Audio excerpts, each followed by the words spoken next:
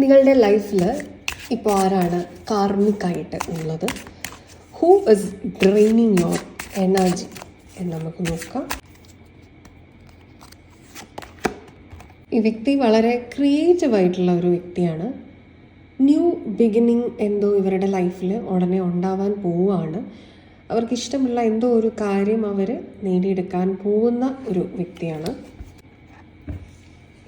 Ace cards ആണ് വന്നിരിക്കുന്നത്. അതായത് ലൈഫിൽ ഒരു നെക്സ്റ്റ് സ്റ്റെപ്പ് എടുത്ത് വയ്ക്കാനായിട്ട് പോകുന്ന ഒരു വ്യക്തിയാണ്. ഒരു ട്രാൻസ്ഫർമേഷൻ അവരുടെ ജീവിതത്തിൽ ഒരു നെക്സ്റ്റ് ഫേസിലേക്കൊക്കെ കടക്കാൻ പോകുന്ന ഒരു വ്യക്തിയാണ്.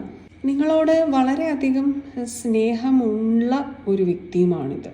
ഇതൊരു ടോക്സിക് കംഫർട്ട് സോണിൽ നിൽക്കുന്ന ഒരു വ്യക്തിയാണ് എന്നാണ് കൂടുതൽ കാർഡ്സ് നോക്കാം. Finally we got a face. ഒരു male energy, financially very stable, ഒരു പവർ ആൻഡ് പൊസിഷനിൽ ഇരിക്കുന്ന ഒരു വ്യക്തിയാണ്. അഗെയിൻ ക്രിയേറ്റിവിറ്റി ഉള്ളൊരു വ്യക്തിയാണ്. പവർ കയ്യിൽ ഉള്ള ഒരു വ്യക്തിയാണ്. This is from your past life. Soulmate ആണ്.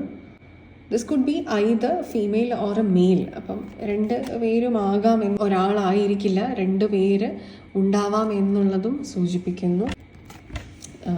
ക്വീൻ ഓഫ് പെൻറ്റക്കിൾസ്, ഫിനാൻഷ്യലി വളരെ സ്റ്റേബിൾ ആയിട്ടുള്ള ഒരു വ്യക്തിയാണ്. ഒരു male and female energy is there, or either for some people it's a male and either for some people it's a female. Mother or father ആവാനുള്ള സാധ്യതയുമുണ്ട്. or a young couple